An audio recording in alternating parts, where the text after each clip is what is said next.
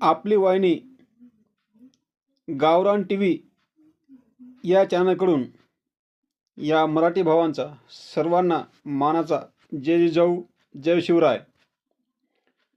तर मित्रांनो, आरक्षण नेमकं ओबीसीच्या कोट्यातून मराठ्यांना मिळतं. आपण ओबीसीतलेच आहोत हे प्रथमतः समजून घ्या.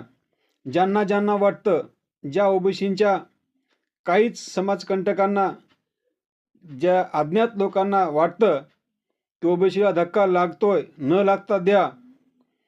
भावांनो, समजून घ्या.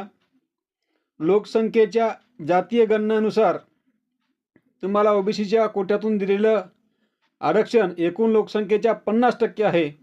आणि तुमची लोकसंख्या किती आहे आणि त्यावरून तुम्हाला आरक्षण किती भेटतंय, ह्यातून आम्हाला उरतंय. आम्ही त्याच 15%तले आहोत आणि आम्ही तेच मागतोय. दुसरी गोष्ट, जाती ह्या मागा व्यवसायावरून पडलेल्या जाती आहेत. आणि कुणबी म्हणजेच शेतकरी आहेत, आणि शेतकरी म्हणजेच कुणबी, कुणबी म्हणजेच मराठा आहोत. त्यामुळं आम्ही ओबीसीच्या कोठ्यातलेच आहोत. ही दुसरी गोष्ट कायद्याच्या बाजूनं. तिसरी गोष्ट, सामाजिकदृष्ट्या मागासलेपण. म्हणजे 4 वर्ण होते: ब्राह्मण, क्षत्रिय, शूद्र आणि वैश्य. आम्ही या उच्च वर्णातले नाहीत, तर आम्ही हे नीच वर्णातलेच आहोत. म्हणजे आम्ही सामाजिकदृष्ट्या सुद्धा मागास आहोत. आणि आम्ही पुन्हा आर्थिकदृष्ट्या देखील मागास आहोत.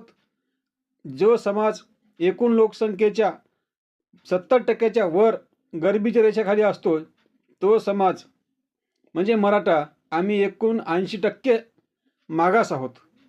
काही 20% असतील बोटा मोजणे इतके, पण तरी आम्ही कायद्यात बसतोय.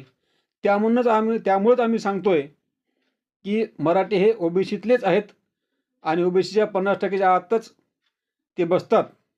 वाढवून द्यायची गरज नाही. दुसरी गोष्ट, वकील बांधवसुद्धा त्याच विचारानं सांगू शकतात की तुम्ही पुन्हा लक्षात घ्या, आरक्षण समर्थक आणि आरक्षणाचे विरोधक दोन्ही समजून घ्या.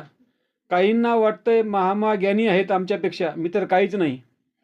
काहींना वाटतं ओबीसीच्या आरक्षणाला धक्का लागल, काहींना वाटतं ओपनमध्ये जागा कमी होतील. आम्ही त्यासाठी लढतोय, संविधानिक बाजूने लढतोय. पण संविधानिक बाजू समजून घ्या. जी जात मागास आहे, ज्या जातीला सामाजिकदृष्ट्या मागासवर्गीय सिद्ध केलं आहे, ज्याचे पुराव्याचे सोयरे 1.5 लाख सोयरे निघाले आहेत कुणबी म्हणून, आणि ती जात म्हणजे मराठाच आहे.